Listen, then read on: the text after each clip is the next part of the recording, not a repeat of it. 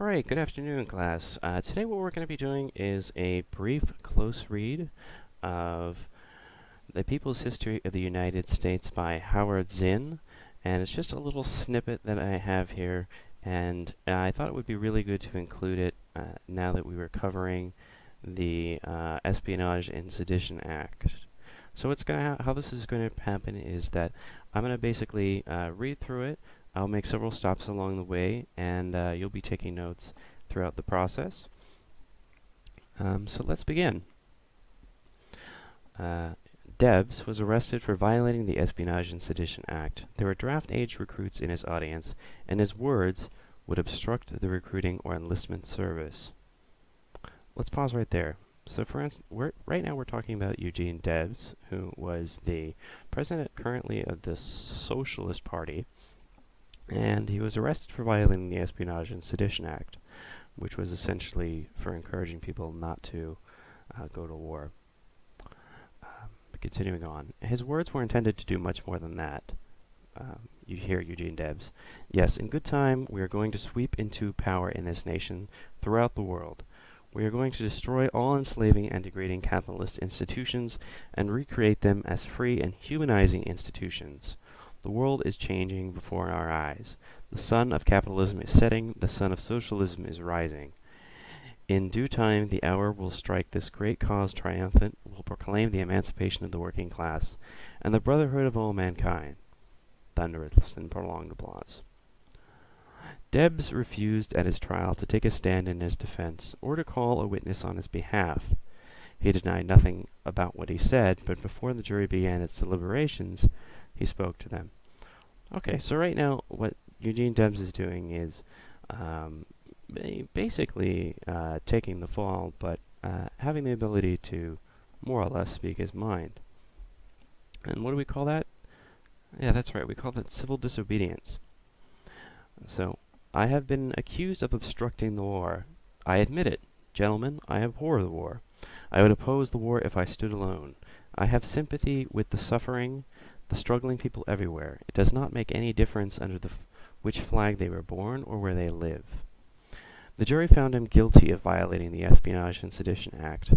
Debs addressed the judge before sentencing. Your Honor, years ago I recognized my kinship with all living beings, and I made up my mind that I was not one bit better than the meanest on earth. I said then, and I say now, that while there is a lower class, I am in it. While there is a criminal element, I am of it. While there is a soul in prison, I am not free. Okay, so let's unpack that a bit. What Eugene Debs here is doing is not only sort of situating himself as against the war, but as a pacifist. And what a pacifist is someone that doesn't believe in engaging in violence. So what he's also doing within this text, and it may be significantly more subtle, is that he's weaving in sort of biblical language, and just sort of to back it up even further is that Eugene Debs' father actually was a minister in Germany before he left. So that's essentially why that is in there. Continuing, the judge denounced those who would strike the sword from the hand of this nation while she is engaged in defending herself against a foreign and brutal power. He sentenced Debs to 10 years in prison. Debs' appeal was not heard by the Supreme Court until 1919. The war was over. Oliver Wendell Holmes, for a unanimous court, affirmed Debs' guilt. Holmes discussed his speech, stating that he expressed the opposition to the Prussian militarism in a way that might naturally have been intended to include the mode of proceeding in the United States. Holmes said, Debs made the usual contrast between capitalists and labor men, with the implication running through it all that working men were not concerned in the war. Thus, Holmes said, the natural and intended effect of Debs' speech would be to obstruct recruiting. Debs was locked up in West Virginia at the state penitentiary at Atlanta Federal Penitentiary, where he spent 32 months in jail until the age of 66. He was then released in 1921 with about 900 other people.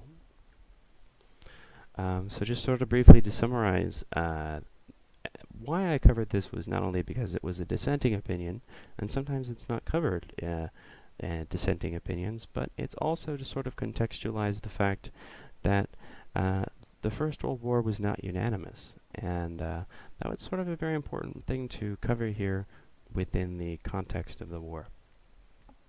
All right, thank you very much, and I hope you learned from that.